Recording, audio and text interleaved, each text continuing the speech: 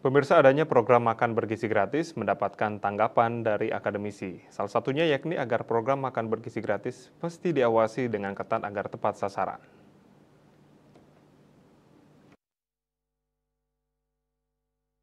Program makan bergizi gratis dari Presiden mendapatkan berbagai tanggapan dari kalangan akademisi.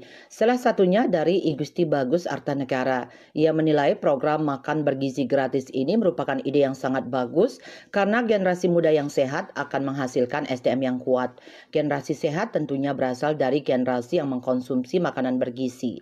Di sisi lain, penyelenggara program makan bergizi gratis mesti diawasi dengan ketat agar tidak terjadi penyelewengan. Nah ini harus ada pengawasan yang ketat, itu satu. Kedua, supaya betul-betul makanan itu bergizi, maka kira-kira perlu pengawasan dari ahli-ahli gizi melalui komite.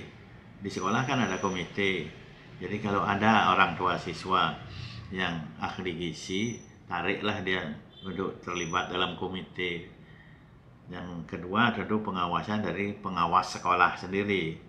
Jadi tugas pengawas tidak hanya mengawasi mata pelajaran yang diajarkan oleh guru, tapi juga ikut mengawasi pelaksanaan dari kegiatan makanan bergizi ini.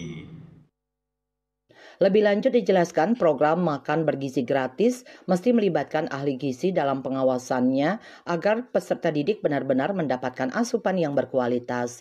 Desak Aryani, Bali TV.